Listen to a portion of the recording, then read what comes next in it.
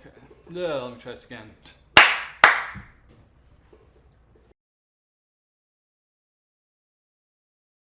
This was a little more full, and then I've kind of compressed it in a little bit.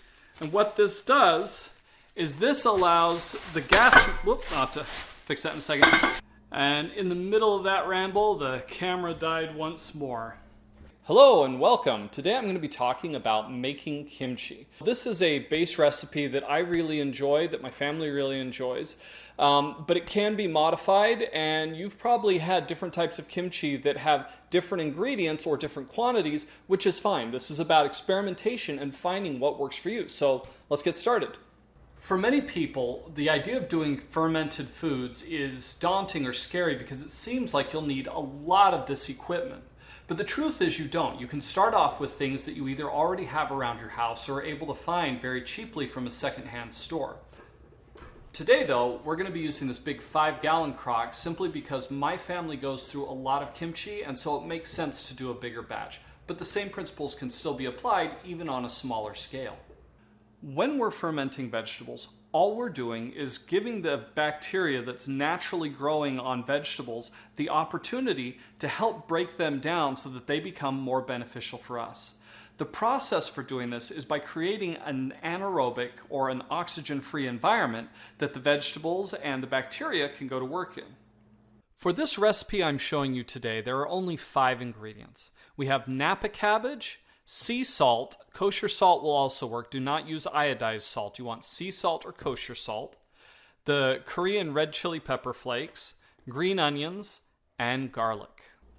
This recipe may be different from the kimchi that you're used to eating in that it does not contain fish sauce or shrimp paste or some of the other vegetables that you may be seeing as you try kimchi. There are a lot of different kimchi recipes, a lot of different ways to approach this. Feel free to add any of those other ingredients you want. The steps in the process are still going to be roughly the same. So have fun experimenting and exploring with other ingredients as well. This is just kind of a base. To put it in perspective, think about sauerkraut. Sauerkraut is also a fermented vegetable, similar to doing kimchi. The difference is sauerkraut is generally made from the hard green cabbage or a red cabbage. It's sliced up very thin, and the only ingredients are the cabbage and salt. And that's it. It's a 2-ingredient fermentation recipe. This just adds a few more and uses slightly different vegetables, such as the softer Nappa cabbage rather than the hard green cabbage. Because we're trying to use the natural bacteria that's living on the Nappa cabbage, we don't wash it. In some cases, if you have something you absolutely have to get clean, you can, but use something like distilled water so that you're not introducing chlorine into the mix. But in general, we want to leave it. What I'm going to do instead is I'll remove some of these outer leaves, which I'll set to the side, which the ones that are salvageable, I actually will rinse and use for other things. But as long as I make sure that there's no bug damage or cut out those sections that may be problematic, and I remove a few of the outer leaves, the rest of this becomes viable. I can then come through and start pulling leaves. And when I first began doing kimchi, I would actually do the central slice and then do a whole bunch of other little slices. And I found that it didn't really matter if I made it really small or if I did it big, people ate it anyway. And so this became a lot easier just to take some of these leaves at a time. Do a quick slice down the middle, some large chunks, toss them into the crock, and then move on to the next section. If I need to take a little more of this core, I can, and then I can even grab some of these areas around the core, toss those over and in, and anything left over I can also throw into my compost, so it works out very well. But I'm just pulling the leaves off so that I can do a quick slice on them. And as I get down to the inside,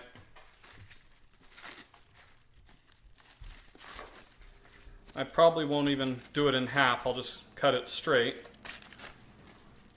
And the whole while I'm just slowly checking, making sure I don't have worms or other things that need to be cleaned out.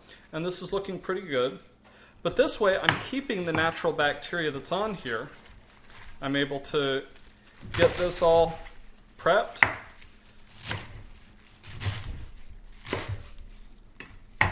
And moved into my crock,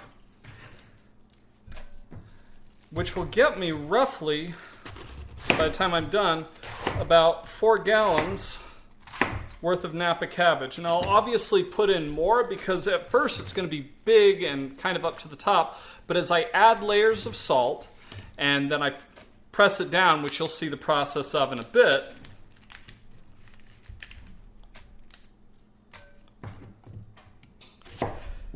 then it will allow me to condense it as I start drawing the liquids out. But in the end, all told, I want to have about 4 gallons of the cabbage with about 1 gallon left to add in the last of the stuff and some headroom. If you do find a spot that's eaten away or a caterpillar or something, just cut around it and don't get too squeamish about it, and then let the rest be fine. If you do find like little black dots and striations in here, which come up occasionally, don't worry, those are perfectly fine to eat. After I've got this filled about 1/3 of the way full of the cabbage, I'll then add in a little bit of salt, and then I'll add more cabbage, more salt, more cabbage, more salt, and so on until it's kind of heaping. Now overall, I probably want to add anywhere between a 1/2 cup to a cup of salt to get the proper amount for this. Depending on the size of your vessel, you're shooting for between about 5 to 10% salt in the brine solution.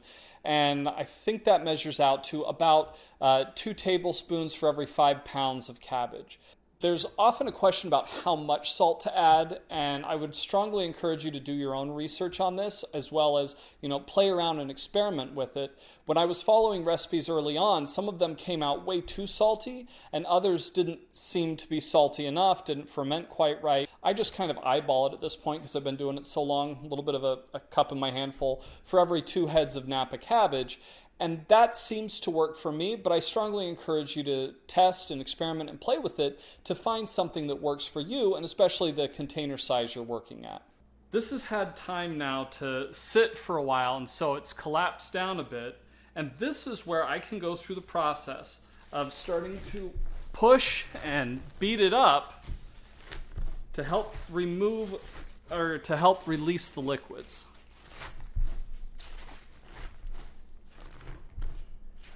And it's kind of a rough process at first, especially as you're beginning to break it up, but you gotta, between squeezing and punching, just start breaking it in. As a reminder, please make sure that you're keeping everything clean, that you're washing your hands regularly, because you really don't want to introduce anything to this process that shouldn't be here. So cleanliness is gonna be your friend.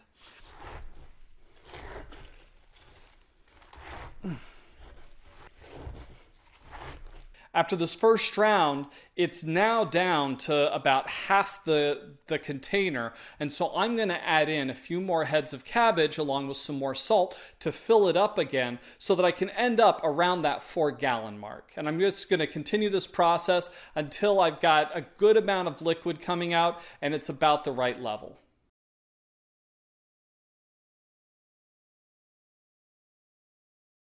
So while I'm waiting for the next batch of the cabbage and the salt to kind of break down so that I can get to work on that again, and got sourdough in the oven, so I'm kind of in between phases of stuff, I'm going to take the time to prep the green onions as well as the garlic. Now, just like the cabbage, I don't really want to go and wash the green onions. I want to keep most of the natural stuff on here, but what I am going to do is I'm going to take this outer layer off, because this question comes up when I show people how to do this process. I'm going to take this outer layer off, just peel it down, and that'll get rid of a lot of the dirt and the other stuff that may be on here. Chop off this little bit at the end there. Make sure to wipe anything extra that's there. If there are any problem areas, once more, I can do a wipe down. I can pinch it off or whatever. The ends where it's kind of a little bit gangly, I may pinch those just a little bit. But then, and I'll just do it with one, but I'll do it with more in a second. And then I'll just go and cut it. My cutting's not perfect. Yours doesn't have to be either. especially on camera. I'm doing horribly ugly work. But the idea is that I'm just getting them into little pieces. Some people like bigger pieces, some people like smaller. All right, but I'll do this with the rest of the green onions right now as well. Some of them are mostly clean already.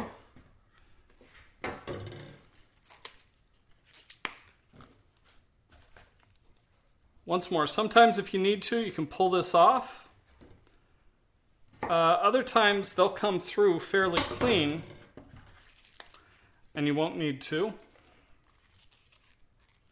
By the way, for those who are interested, these bottom pieces with the roots, you can actually replant and grow new green onions. So it's something fun for you to try.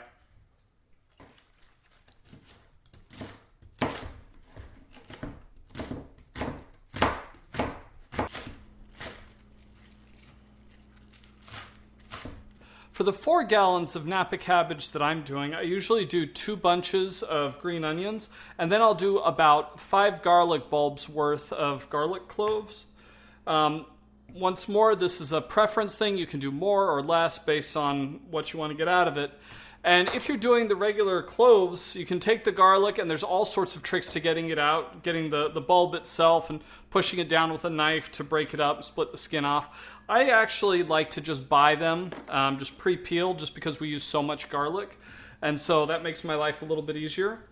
I used to push these through a press just to get them really nice and fine, but I found that I didn't really mind it in some of the other ways I was trying it. So I just take these and I'll do a rough chop.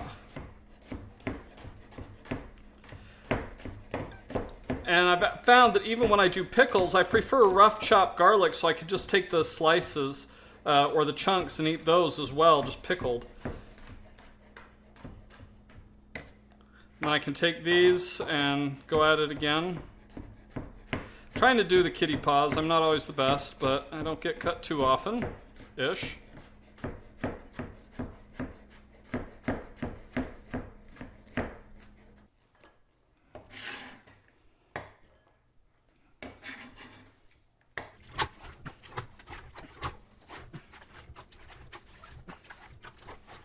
So you keep working the cabbage until you get enough liquid out of it that it creates a nice layer of liquid that you can create that anaerobic environment in. Now that this moisture's out of the cabbage and I've got this good layer of liquid that everything's going to be submerged under, I can add in my other ingredients. I've got my 2 bunches of green onions that have been chopped up. I've got the 5 garlic bulbs worth of rough chopped garlic, but once again, you could mince or do whatever you want with this. And then for this size of a batch, I do 5 big tablespoonfuls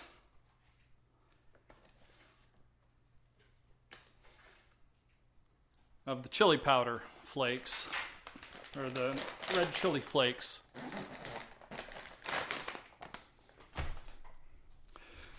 And then the fun part, you mix all of this stuff in.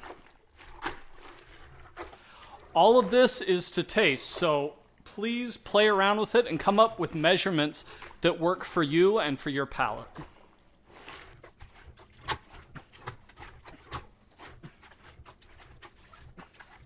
Now, I've taken some of the leaves that were a little bit cleaner, and what I'll do is I'll lay these around in a layer on the top to help press everything down so that I don't have loose pieces that are coming up and fighting against me. Now, next I put in this disc that I made out of a cutting board. This is not the ideal solution because it is plastic. Some people get upset about that and want just stone. But the stones that they sell, these I've found a couple problems with. A couple of them came very porous and were very prone to mold growth. And so even after multiple cleanings and vinegar rinses, some of them have not worked as well as others. This set has worked pretty well, but it also allows things to come up. So I usually use this plastic chaser with the stones on top, which I can then push down. And as you can see, I've got it underneath that liquid layer, and it does pretty well. And then I just need to seal the whole thing up.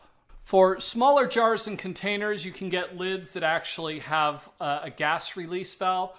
In this case, I just have this covering that I can put on top. And this does a pretty good job, but it is not perfect. I've still had some problems with things getting in here. Whoops. This is the part of the video where I have to put in the note that it is okay to make mistakes.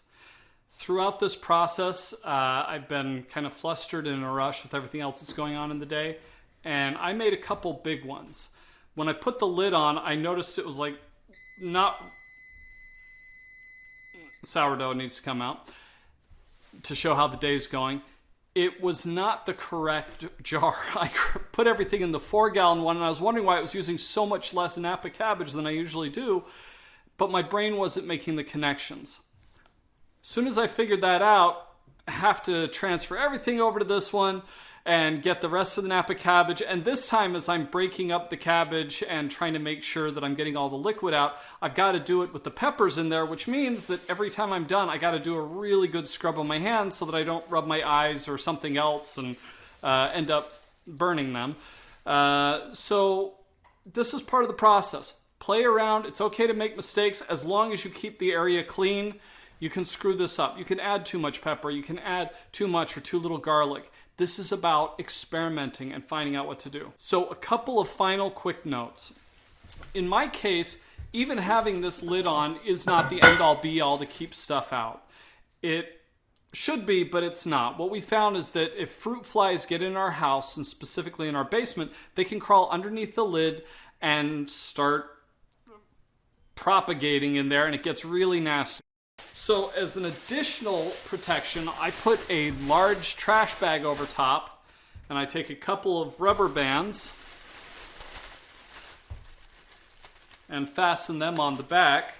The gas will fill up the bag, which is fine, but that absolutely seals it so that insects can't get in and there's no other problems. At this point, it also helps that anaerobic environment. So as the gases are released through this process, it fills up this top, down below. It's not growing things it shouldn't. As a safety precaution with any time you're doing fermentation, if you open it up and it doesn't seem to look right, don't even mess around with it, toss it. If it stinks, if you see mold, if there's a problem, don't fool around with it, just get rid of it, clean everything, and start fresh. When I was doing the fermentation with smaller, like 3-quart to a gallon size, I could set it on my counter and it would be done fermenting in about a week to a week and a half. With the 5 gallons, which is about 4 gallons of actual stuff in it, it usually takes about a month to a month and a half. So what I do is I take it down to a spot in my basement, I stick it on the shelf, and then I forget about it. At the end, once it's done fermenting, I transfer it to clean jars, and then these are stored in my fridge, and we slowly pull these out one at a time and use them until we get close to gone, and then we start this whole process all over again with another batch. Well, despite all the chaos and mistakes, hopefully you've been able to learn from this process that it doesn't take much, and there's a lot of stuff you can play around with. I encourage you to keep trying different things and explore and have fun, and hopefully you'll get some good things to eat out of it. Take care. Bye.